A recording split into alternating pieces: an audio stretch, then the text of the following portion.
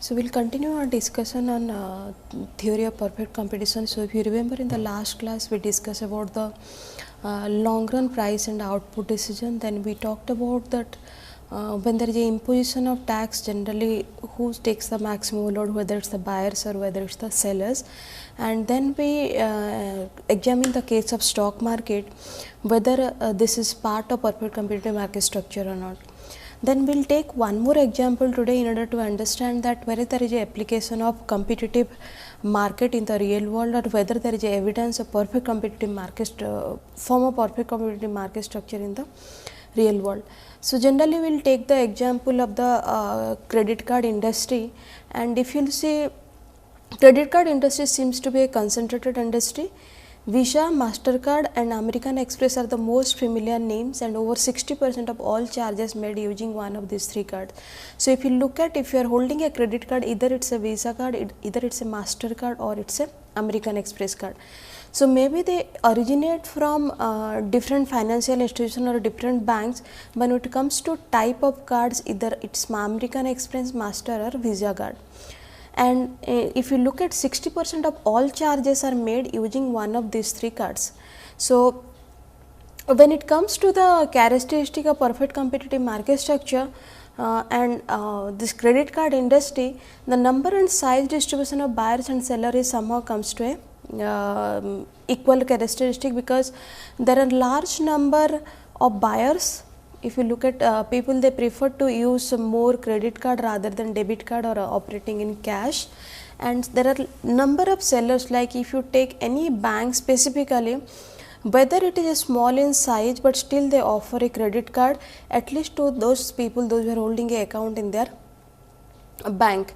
So there are large number of credit card service provider, and also there are large number of users of the credit card which has some similarity with the characteristic of a perfect competitive market structure, that there are large number of buyers and large number of sellers.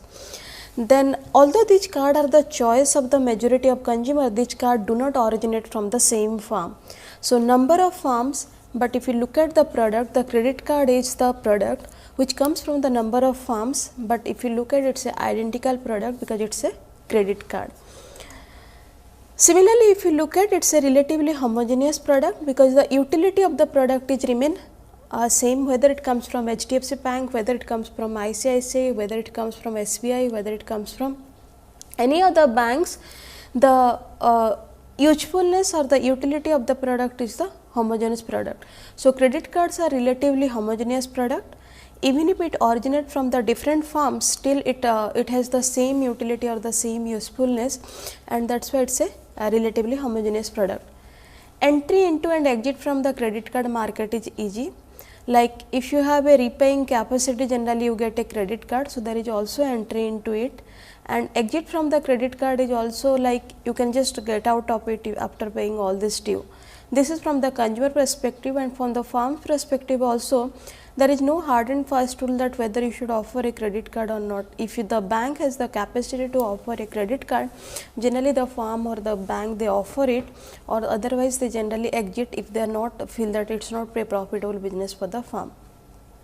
So it would seem that the credit card industry meet most of the characteristics of a perfectly competitive market, at least when it comes to large number of buyers and sellers. When it comes to homogeneous product, the number of buyers and sellers in the product, they are large. It's a homogeneous product because the usefulness of the product is remain same, whether it comes from the bank X or firm X or firm Y, or when it comes to the entry restriction, there is no entry barrier, there is no entry restriction, there is free entry into free exit into the firm. Now the question comes, is there any imperfection here in case of the credit card industry? Maybe when you talk about the imperfection, yes, because when you analyze it, it's not the same product, because we get different category. There is a product differentiation, because what facility we get it in the MasterCard that we don't get in the Visa card, and that we don't get in the American Express card. And otherwise also, if you take it in a different angle, what facility we get it in the American Express card or a Visa card, we don't get it in the MasterCard. Similarly, when you talk about that homogeneous product, again the homogeneous product may be different, because if you look at the like the what is the credit card limit, maybe for one card limit is 40, if it is a gold card, if it is a platinum card, or if it is a, again there are different scheme, the credit card different schemes are coming, and in that case you get different cards into the different cards and different credit limit, and also the different basis, sometimes we get the cashback offer. And so, if you analyze the product in that angle, again the question comes whether it is a homogeneous product, maybe that time the answer is no. Similarly, free entry and free exit may be also a relative concept. If you analyze it, maybe again it is not fit to be perfect competitive market structure. So, maybe out of these outliers, again when it comes to a comparison between the credit card industry and whether it is a perfect competitive market structure, maybe closely the answer is yes, because at least there are a few features which gets there is a resemblance with the perfect competitive market structure. So, then we will take our discussion into the next form of market structure, that is the monopoly. So, in one extreme we have perfect competitive market structure, and in the other extreme we have the monopoly. So, in today's session we will talk about the features of monopoly. So, if you look at perfect competitive is the one form where there is no competition at all, there are large number of firms, and in the other end we have the monopoly where there is a single firm, there is no close substitute product. So, two extremes. So, we have already discussed about the perfect competitive market structure, then we discuss about the monopoly, and we will do a comparative assessment between the perfect competitive market structure and the monopoly market structure. So, in today's session we will talk about the features of monopoly. We will find out what are the reasons for monopoly, generally why the market emerge in the form of the monopoly. Then we will look at what are the different types of monopoly. We will check the demand and marginal revenue for a monopoly, how it is generally derived. Then we will talk about the price and output decision in the short run and long run, and then we will talk about the supply curve of the monopoly firm and how the generally the measurement of the monopoly power is done. So, the word monopoly comes from a Greek word mono, that is single, and polo, that is sell. So, it is a form of market where the single seller sell a product which has no close substitute. So, we can do a quick mind game over here, that when we think about a product, immediately we need to find a substitute. So, whether you talk about a toothpaste, it is a tooth powder. When you talk about a soap, it is a liquid soap. When you talk about a particular burnt shirt, it is another shirt. So, if you look at, if you closely look at, there are some form of substitute is not there. Maybe sometimes it is close substitute, sometimes it is a distance substitute. Like if you look the case of railway, maybe there is no close substitute the railway, but there are some distance substitute, like when you take the mode of travel as air, take the mode of travel by road, there are substitute available. Railway is not the only products available in the market. So, that is the reason when at least for a product we get close substitute or distance substitute, we cannot call it monopoly. It is not a pure monopoly, because still some close or the distance substitute available. Similarly, when you talk about monopoly, and we are always saying that in the extreme form of a market structure, can we get the evidence of pure monopoly in the real world? Maybe the answer is again no. Either it is a monopoly because of regulation, either it is a monopoly because of the natural factors, or maybe it is a economic monopoly. But again, you take a specific example, suppose it is rock, suppose it is salt. So, for the time being, when you think over it, maybe there is no close substitute to salt, because this is the only product, and if you want to use salt, that is the only form of product, there is no close substitute. But you think it over again, it is not salt, there is also a substitute, that is called rock salt, right. So, maybe the product, there are few products in the market, if you look at that is the only product in the market, but still it has some substitute. So, we cannot say there is one product which has no substitute, and that is the reason we can say that there is no pure monopoly, at least in case of a real market, real world situation or the market situation, because its pure monopoly is one where there is no close or no distance substitute should be available in the market, and that is quite hard to find in the real world example, and that is why we say that maybe the monopoly comes in the form of regulated, the monopoly comes in the form of the natural factor, but not as a pure monopoly. And that we will discuss in the due course of time, that what are the different kind of monopoly and how they have formed or how they have emerged themselves as a monopoly market in the real world situation. So, when you look at the features of monopoly, there are single seller, single product, there is no difference between the firm and the industry, because it is the single product and the firm produces all the individual firms or the number of plants they produces all the product. So, it is not number of farms, it is the industry, there is no difference between the farm and industry, because there is a single seller who sells the producer sells the entire product that is required in the market. Independent decision making, because there is no competitor. So, the existing farm has to take care of the what will be the competitor reaction when it comes to regarding the decision about the price and output. So, in this case there is a independent decision making, and also one of the significant feature of the monopoly market structure, it is a restricted entry. And why we call it a restricted entry? Because there is a entry barrier, maybe sometimes this is man made, otherwise it is natural also. There is a entry barrier whenever a farm interested to produce a product, it is not that it is free, it is not that they can just entry into the market and they can produce and they can sell it in the market. So, that is the reason this form of market is more different from the other form of market, because at least there is no entry barrier in case of the other market, but in this case specifically there is a entry barrier. Then we can analyze that whether it comes natural or whether it comes as a there is a reason behind this monopoly. So, the main cause or the main reason that monopoly generally arise from the barrier to entry, and there is a entry barrier and that leads the market into the monopoly market. Now, what are the entry barriers over here? The barrier to entry, before getting into the what are the different kind of entry barrier, we can say what is barrier to entry or how generally we define the barrier to entry. Anything that impedes the ability of the firm to begin a new business in an industry in which existing firm of earning positive economic profit.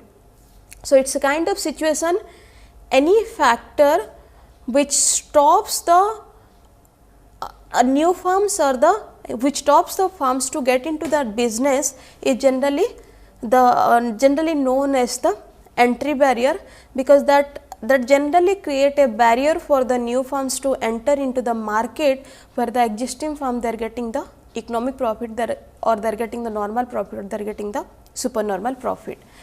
Then we will see what is the source for this barrier to entry. Barrier to entry is any factor which stop the entry of new firm into the industry or start a new business into the industry. So, what would be the sources of the barrier of entry, or generally from where this entry barrier comes?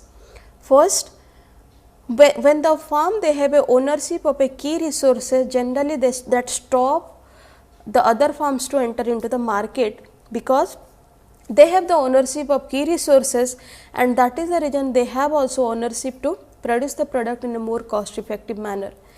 Any new firm enter into the market, they have to get the resources which may be more costly as compared to the cost of production of the other firms which having the ownership of the key resources. Second, when the government gives a single firm the exclusive right to produce some goods, like if you look at, everybody cannot produce the equipment required for defense. The government gives the single firm the exclusive right to produce some goods. So, here it is a regulation that creates an entry barrier for the other firms to enter into the market. Third source of barrier to entry is the cost of production make a single producer more efficient than a large number of producer. So, cost of production. So, if you remember, in case of cost analysis we discuss about the economies of scale. So, there are different stages when the farm expanding the scale of operation at a lower cost of production, farm expanding the scale of operation at a constant cost of production, and farm expanding the scale of operation in a increasing cost of production. So, in this case, if the existing farm they are operating the scale expanding the scale of operation at a lower cost of production, they get the cost advantage and they get the enjoy the economies of scale, which may not be possible for the new farms to enter at that stage in case of the market, because the existing farm they are producing the product at a lower cost of production.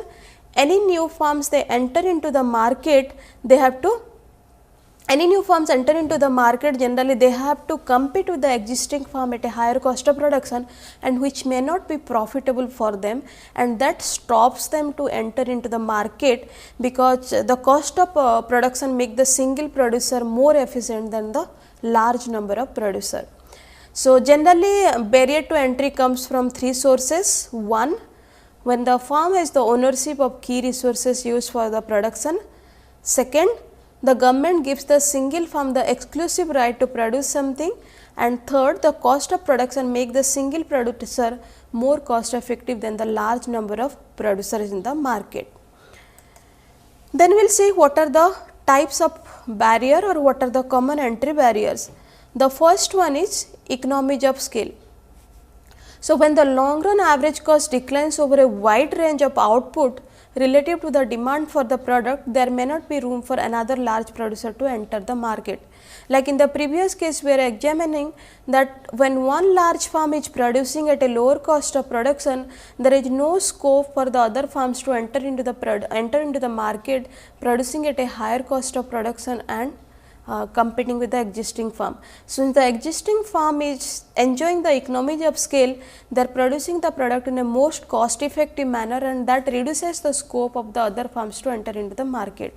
So, when the long run average cost declines over a wide range of output relative to demand for the product, there may not be room for the another large producer to enter the market, and this serve as a one kind of entry barrier. Then barriers created by the government, license, exclusive franchises. If it is given by government, then that creates as a entry barrier. Like we are talking about the example of the supplier of the defense equipment. Everybody cannot get into the market. It should be through the government. When they are giving a exclusive franchise, when they are giving a license to do that, then only they can get into this, and this serve as a entry barrier for the other farms into the market, and they emerge as a monopoly leader. Then we have input barrier, that is one farm control the crucial input in the production process. Like if someone is having the key ownership of the resources, whether it is a technical know-how, like you can take the example of IBM who specializes in the mainframes. So, any firms they enter into this, maybe they are not the specialized, because the IBM they are holding a crucial input in the production process of the mainframe, and that serves as the input barriers for the other firms to enter into the market. Then brand loyalty, strong customer allegiance to existing firm may keep new firm from finding enough buyers to make entry worthwhile. Like you can take the example of Johnson & Johnson.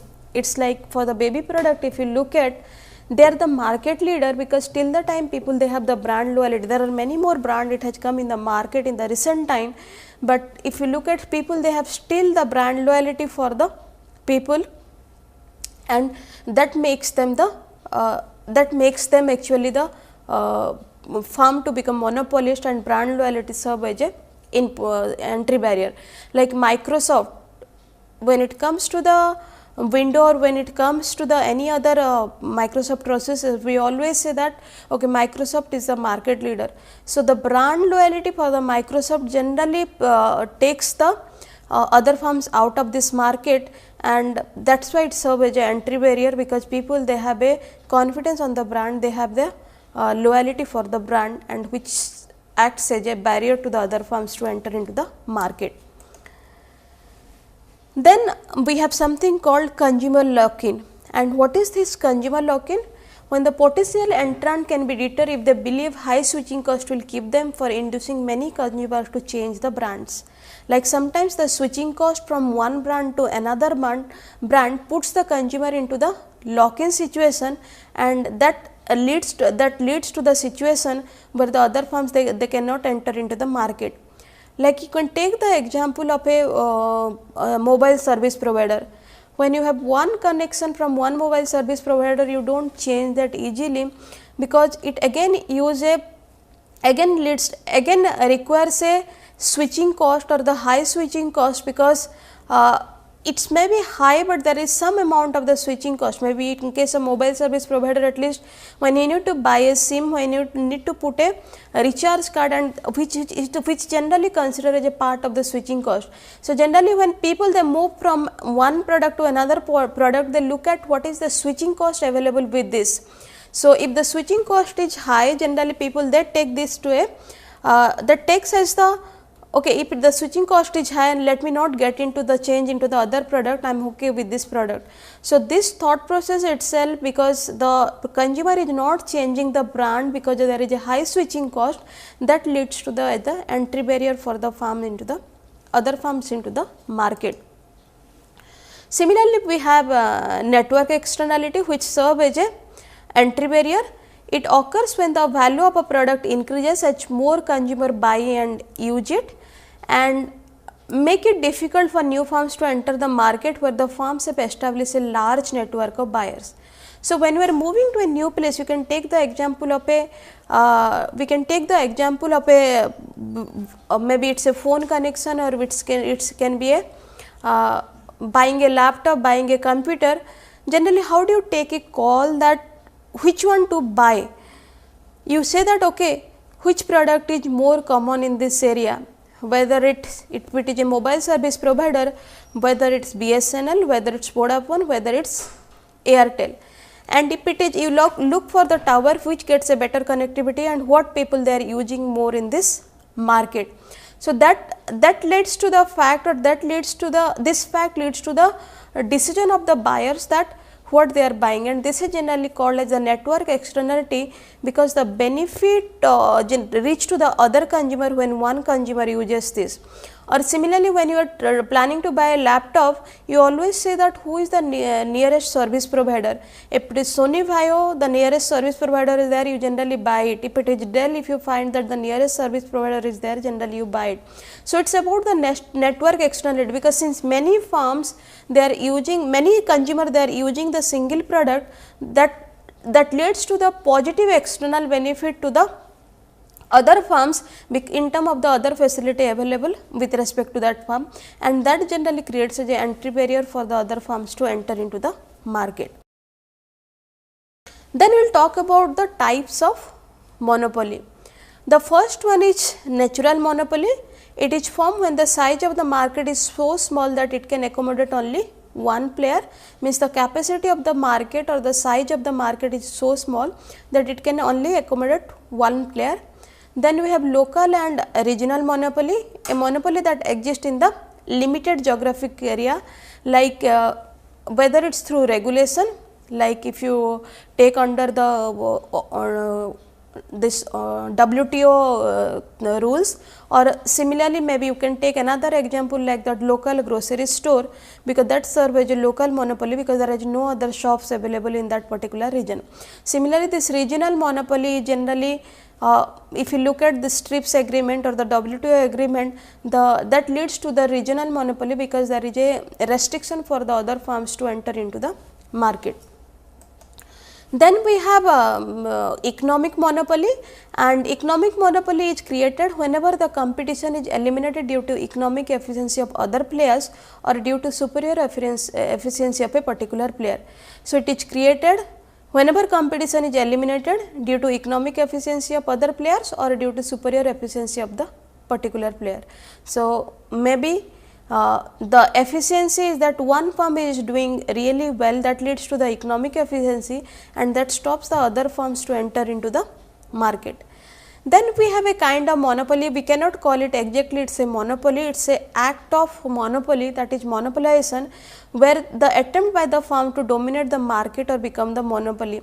And generally we take the a typical example of Microsoft, where they are trying to get into the antivirus market and by bundling their product, and that is a classic example we always take, that this is the act of monopolization by the Microsoft to become a monopoly leader in antivirus market also, because they are trying to do it through the bundling activity. And if you remember, there is also a antitrust case against the Microsoft for this monopolization act. So, it is not a kind of monopoly, rather a act of rather an attempt by the firms to become a monopoly leader.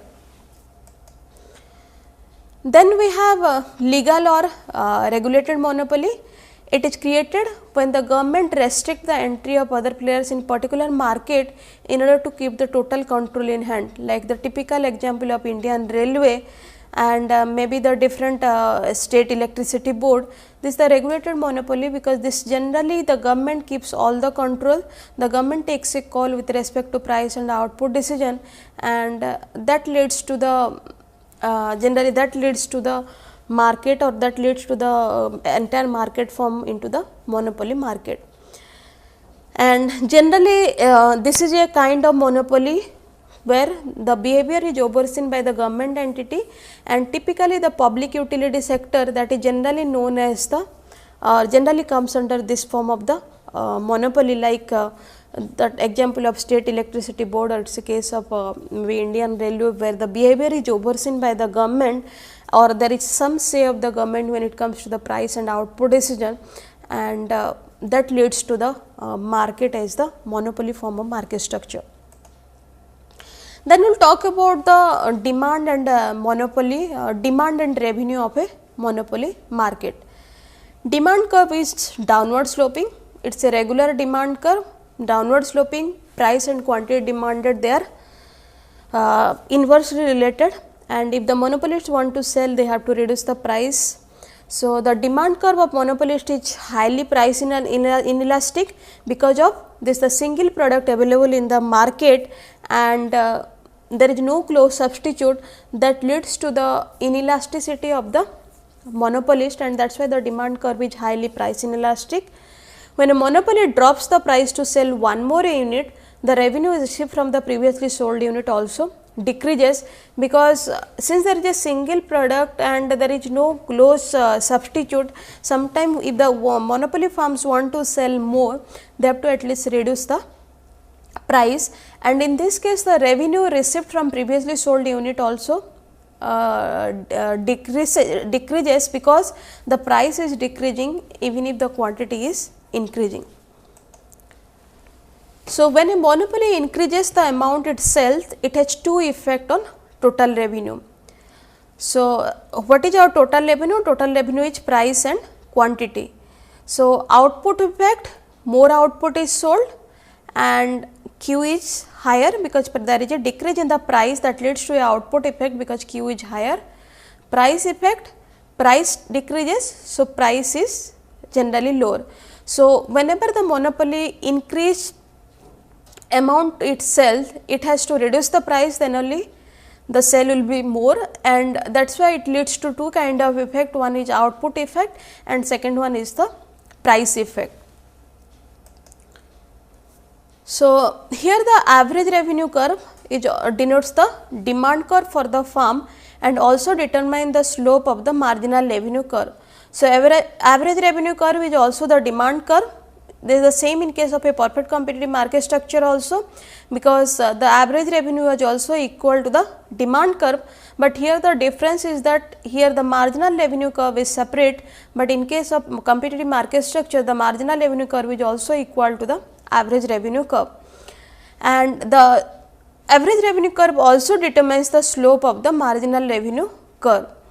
Since the demand curve is highly inelastic, average revenue curve would be downward sloping and the marginal curve would lie below the average revenue curve. So, if the demand curve is highly inelastic, average revenue curve will be downward sloping and marginal curve would lie below the average revenue curve, and the monopolist marginal revenue is always less than the price of its good. And why it is generally less than the price of its good? Because monopoly has to lower the price of all units of its product if it wants to sell the additional unit, and the addition to the total revenue resulting from selling additional unit would be less than the price of the firm would receive for this unit. It means the marginal revenue has to be less than the price. So, MR is less than price and MR curve would lie below the average revenue curve. Now, we will see for a linear demand curve, the slope of the marginal revenue curve is twice that of average revenue curve, and marginal revenue curve would lie halfway between the average revenue curve and the price axis. So, for a linear demand curve, the slope of the MR is twice that is slope of the AR, and it will lie halfway between the price curve and price axis and the average revenue curve.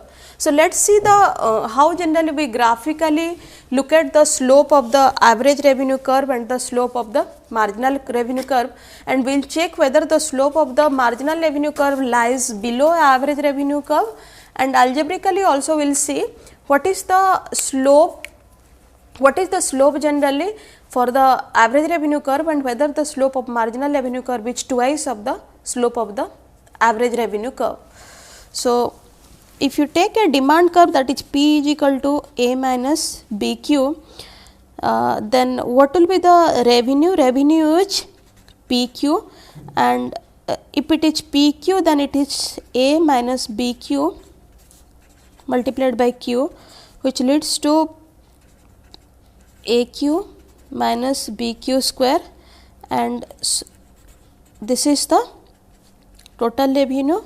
So, slope of average revenue will be B, because this is TR by Q, and slope of marginal revenue will be, we need to find out the slope of marginal revenue, and what is marginal revenue? Marginal revenue is DR the DQ. So, that comes to D AQ minus BQ square with respect to Q, and that we get it, then this is A and 2BQ, and what is the slope of marginal revenue curve? The slope of marginal revenue curve is minus 2B. So, slope of average revenue curve is B and slope of marginal revenue curve is 2B. So, we can conclude that the slope of marginal revenue is twice that of slope of average revenue curve, because the slope of AR is B and slope of MR is 2B. Then graphically how we generally represent this? Graphically we represent this as, this is our average revenue curve and this is the marginal revenue curve. Here we take revenue and cost, and here we take the quantity, and if you look at the marginal revenue curve, you just look at it lies in the halfway between the average revenue curve and the price axis. Okay. So, monopoly demand curve, if you look at monopoly demand curve is the average revenue curve, and the slope of the average revenue curve in a typically demand function, if it is A minus BQ, then it is get B, and slope of marginal revenue curve is 2BQ, 2B. So, that leads to the slope of marginal revenue curve is the twice of the slope of the average revenue curve. And for a linear demand curve, always the slope the MR lies below the average revenue curve, because the slope is more than the slope of the average revenue curve. Then we will come to the profit maximization of the monopoly firm. So, the profit maximizing rule is again same, marginal cost has to be equal to marginal revenue for the first order condition, and the slope of the MC should be greater than the slope of the MR for the second order condition. So, monopoly maximizes the profit by producing the quantity at which the marginal revenue equal to marginal cost, and then it uses the demand curve or the typical average revenue curve to find what price induce the consumer to buy that quantity. So, the first one, they find out the output level by MR and MC, that is the profit maximizing rule, and then by using the demand they find out the price, at that price what the consumer is ready to buy. So, what is the steps for the profit maximization? We need to set marginal revenue is equal to marginal cost to find the Q that maximizes the profit. Then we use the market demand curve to find a P that the Q brings, and then we find average total cost and average variable cost to determine profit, losses or shutdown. So, the first step is to equalize marginal revenue and marginal cost, find out the Q that maximize the profit. Then we use the market demand curve to find the price that the quantity brings, and finally we will find out the cost associated with that level of producing Q, because that will tell us whether the farm at that level of quantity, whether the farm is incurring loss, making profit or making supernormal profit. So, here the profit is equal to the total revenue minus total cost. Total revenue is that is PQ, and total cost is the fixed cost plus the variable cost. So, profit is total revenue minus total cost. So, if you simplify this, then it becomes P minus average total cost multiplied by Q, and this is also called as the profit margin, and the monopolist will receive economic profit as long as price is greater than the average total cost. So, till the time price is greater than average total cost, monopolist will receive economic profit. If the price is equal to the average cost or the average total cost, that is normal profit, and if the price is below the average total cost, then it becomes the loss. Then we will take the case of, in case of short run, we will take the case of supernormal profit, in which case generally the farm gets supernormal profit. Then we will take the case of loss, like in which case the farm gets loss, and in which case the farm gets the normal profit. So, to start with, we will do it for the supernormal profit.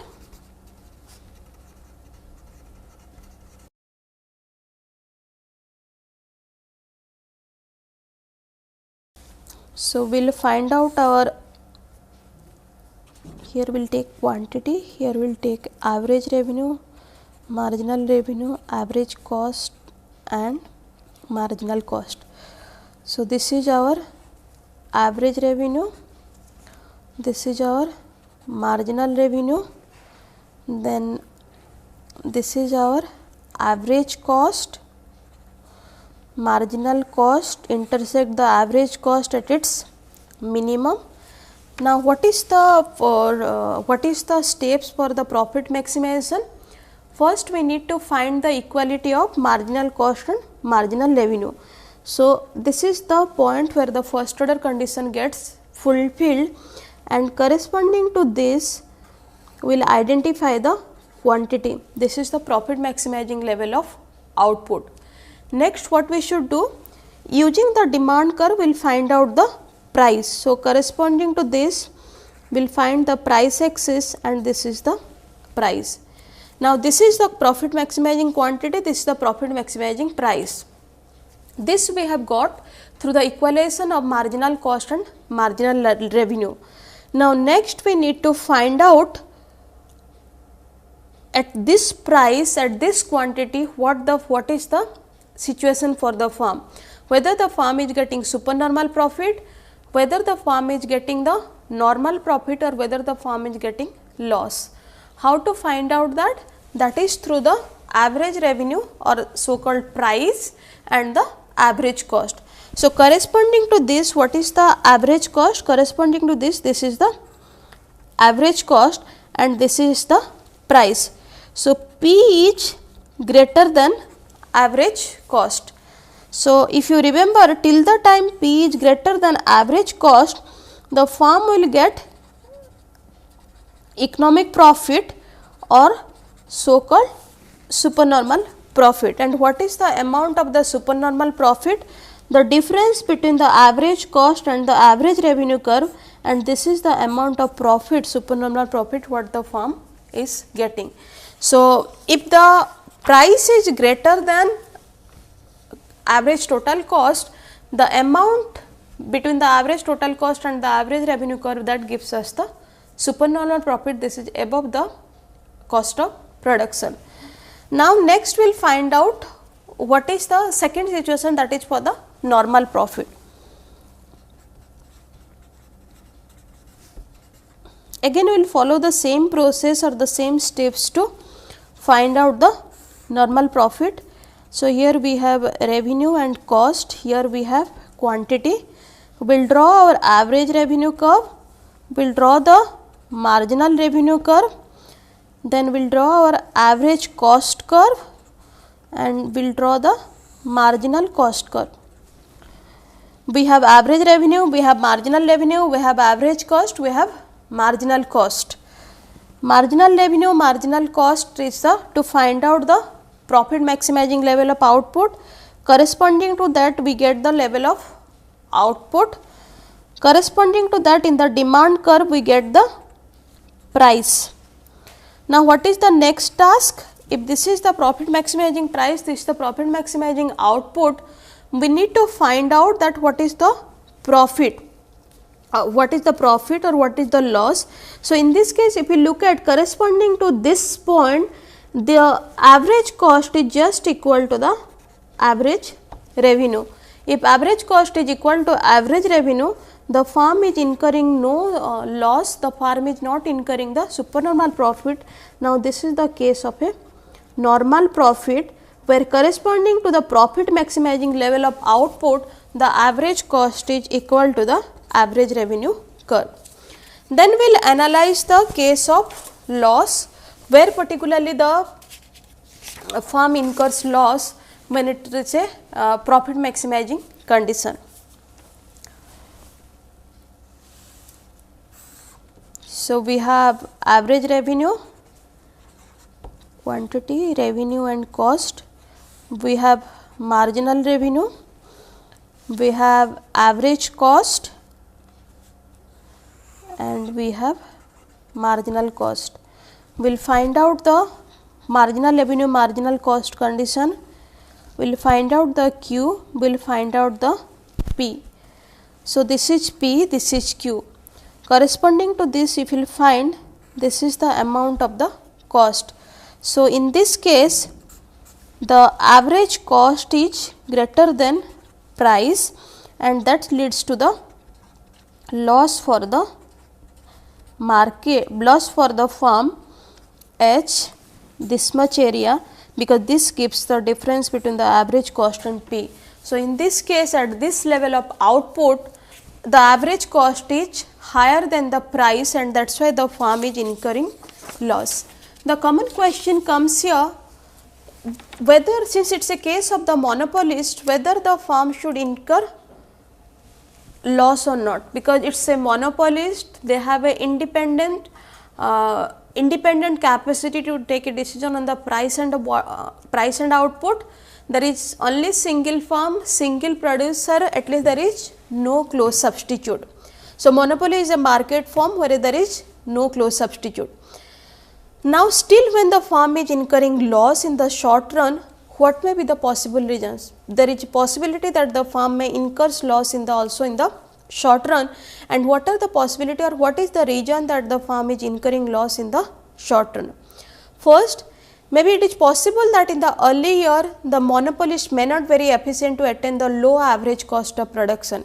Maybe the cost efficiency, or maybe to attain the low average cost of production, it is not possible at the early year of the monopoly. Then the size of the market in the early years may be small, hence to sell the entire output firm has to incur the losses. So, the size of the market in the early year may be small, not very large, and to sell entire output, maybe the firm has to lower the price, which leads to incur or maybe evidence of loss in the short run.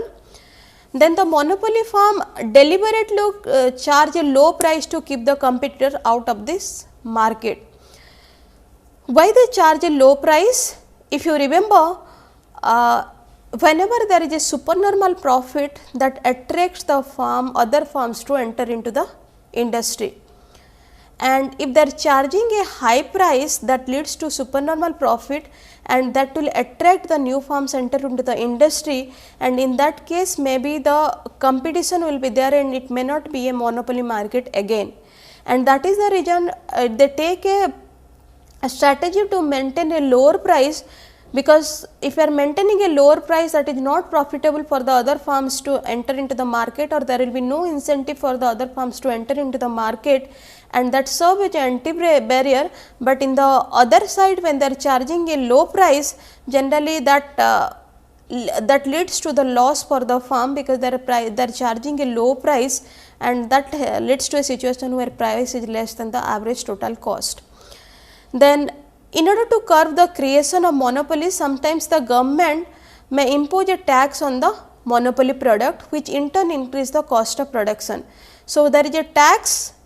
So whenever there is a imposition of tax, that increase the cost of production, and in that case whatever the price they are charging, that becomes less than the average total cost, and that leads to the maybe the possible cause, or that leads to the some of the loss in the monopoly market. Then we will come to the price and output determination in the long run. So here if you look at the long run, again it is different from the short run in terms of the factors used in case of the expanding the scale of operation, or maybe it has a amount, there is no fixed cost or there is no fixed input, all the inputs are variable, so that is why all the costs are variable. So in the long run, monopoly firm would either earn normal profit or supernormal profit, but would not incur loss in the long run, because if there if you remember the in case of competitive market, when the firm incur loss in the short term, still they continue with the hope that the long run they are going to incur loss, in at least they are going to make the normal profit. But in case of a monopoly, generally in the long run they are not going to incur loss at all, either they will get a normal profit or supernormal profit. But as a strategy they prefer to take a normal profit, because when it is they are earning supernormal profit, that work as a incentive for the other players to enter into the market, and that is the reason if you look at all the firms, they get normal profit, not the supernormal profit, and they would rather try to reduce the cost of production, increasing the control of raw materials, and that will give some amount of profit to the firm above the normal profit, because if they are reducing the cost of production, still charging that much price, the gap between the price and total cost is more, and that brings more profit to them. And how generally they reduce the cost of production? When by increasing the control on the raw materials, because since they are the sole producer or sole seller, if the raw material, the supplier is not selling the raw materials to them, maybe there is no market for that particular raw material, and in that way they exercise control on the supplier of the raw materials, they get it in the reduced cost, and that again leads to the reduced cost of production for the other firms. So what happens when they are getting the supernormal profit? Supernormal profit leads to high price, attract competition. High price will allow to survive the new entrant, and it leads to again competition. So whenever there is a supernormal profit, if they are getting supernormal profit, it is always because of high price which attracts the competition, and high price will allow to survive the new entrant, and that will lead to competition. So to retain the monopoly power, generally the firm they charge a low price where they get only the normal profit, and the low price also serve as an entry barrier for the new firm. Then we will just take a numerical to understand that how in the long run the price and output is decided, and also the profit. So here we take the total cost, that is 50 plus 40 Q. We will take the demand curve, that is 100 minus 2 Q. We need to maximize the profit, and for that we will find out the d pi by dq, which in turn this is drq with respect to dq minus dcq with respect to dq. Now marginal revenue is equal to marginal cost. So if you know from here, because this is marginal revenue, this is marginal cost, if this is equal to 0, then marginal revenue is equal to marginal cost. We will find out now the marginal revenue and we will find out now the marginal cost. What is total revenue? Total revenue is 100 minus 2q multiplied by q. So that comes to 100q minus 2q square, and marginal revenue is dtr with respect to q. So this becomes 100 minus 4q. This is the value of the marginal revenue. Then we will find the marginal cost, and how we can find out the marginal cost? That is again through the taking the derivative from the total cost function with respect to the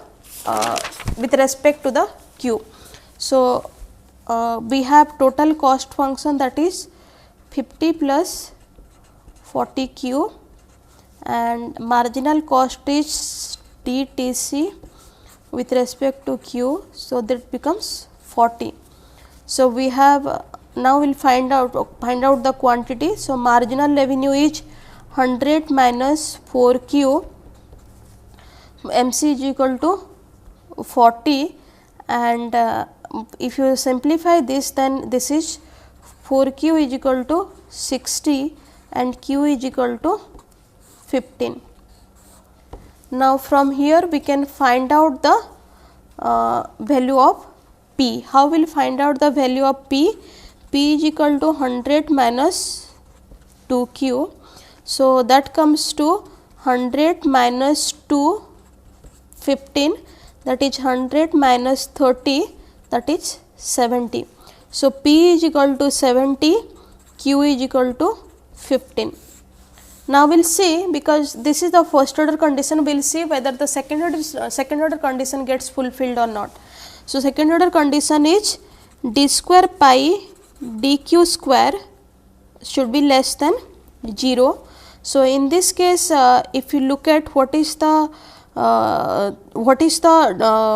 second order derivative of this, if you look at, this is minus 4, if you solve this is, we get minus 4, which is less than 0. So second order condition also get fulfilled, and with this value of P is 70, is Q is 15, we get the value of profit, which is equal to 400. Okay. So this is how generally we solve the numerical when it comes to whether short run or long run. We equalize that with the, we check whether both the conditions get fulfilled or not, and from the first order condition we get the value of Q and P. We put the value in the Q revenue function and cost function in order to get the profit. So we will stop here today. In the next session we will discuss about the supply curve of the monopoly farm, how the measurement of the monopoly power is done, generally how the multi-plant farms they function, or how the price output determination is done in the multi-plant farm, and we will do a comparative assessment between the monopoly farm and the perfect competitive farm.